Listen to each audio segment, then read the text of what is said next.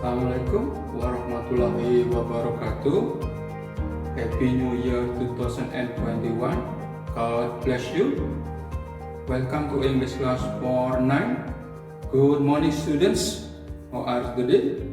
I hope all of you in good condition.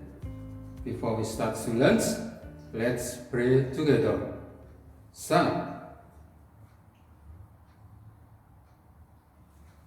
Amin. Finish.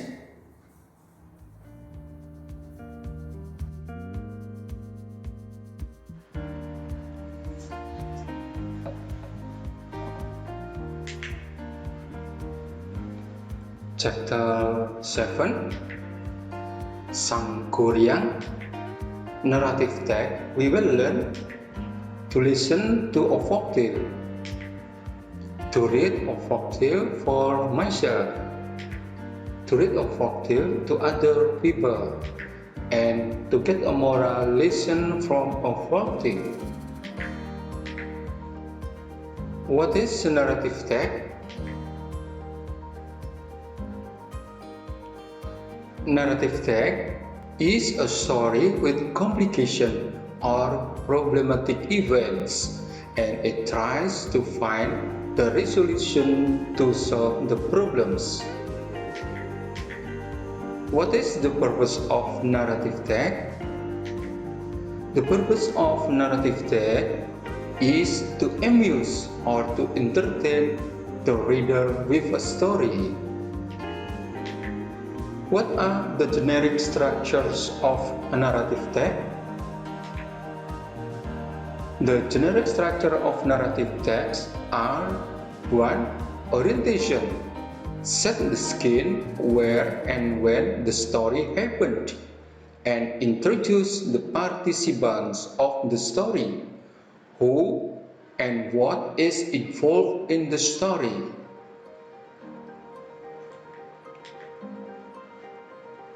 Second, complication. Complication tells the beginning of the problems which leads to the crisis climax of the main participants. 3. Resolution. Resolution. The problem of the crisis is resolved either in a happy ending or in a sad tragic ending. 4. Reorientation or coda. This is a closing remark to the story and it is optional. It consists of a moral lesson, advice or teaching from the writer. Some kinds of narrative text: legends, myth, romance, and mysteries. Here is one of legends. That is Sangkuriang.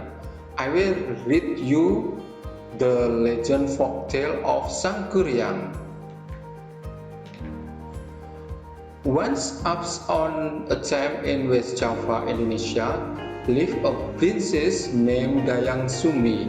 She was beautiful and kind-hearted. Her hobby was weaving clothes, but sometimes she could be very lazy. One day her weaving tool failed, but she was too lazy to get it herself. She shouted out, "Can anybody help me get my tool? If you are a female, I will take you as my sister, but if you are a male, I will marry you." A male creature came, but it was a dog. His name was Tumang. He happily brought the tool to her. Dayang Sumi was very surprised, but she kept her promise. She married the dog. Tumang was actually a man who had been cursed by a witch to become a dog, but at certain times, Tumang could turn back to be a normal man. Their only son, Sangkuriang, was soon born, and he grew up to be a handsome and healthy boy. He always played with his very loyal dog, Tumang. He did not know that he was actually his father, because Dayang Sumbi hid the secret from him. Sangkuriang liked to hunt in the woods, of course with Tumang. One day, Dayang Sumbi asked him to bring home a deer's heart, but after hunting for several days, he could not find any deers in the woods. He did not want to disappoint his mother and was thinking hard how to bring home a deer's heart. Suddenly, he had a very bad idea. He killed Tumang. Then he broke his heart home and gave it to Dayang Sumbi. Sangkuriang could not cheat her. She knew it was Tumang's heart. So she got very angry and hit Sangkuriang's forehead with a piece of wood and told him to leave. With a bad wound on his forehead, Sangkuriang left the village. Many years later, Sangkuriang grew up to be a powerful man. One day he went back to his village. He met a beautiful young woman there and he fell in love with her at the first sight. It was Dayang Sumbi. She never got older because she had been granted eternal youth by the gods. Sangkuriang did not know that she was his mother. So he came to her and proposed to marry her. When he walked closer to her, Dayang Sumbi got very surprised. She saw the scar in Sangkuriang's forehead, and soon she knew that he was her son, who left her a long time ago. She told him the truth and tried hard to explain it to him, but he did not believe her. She did not want to break his heart, so she accepted his proposal but gave him an impossible thing to do. She wanted him to boil a leg and a boat in just one night. Sangkuriang agreed, because he knew that he could make it with the help of his genius.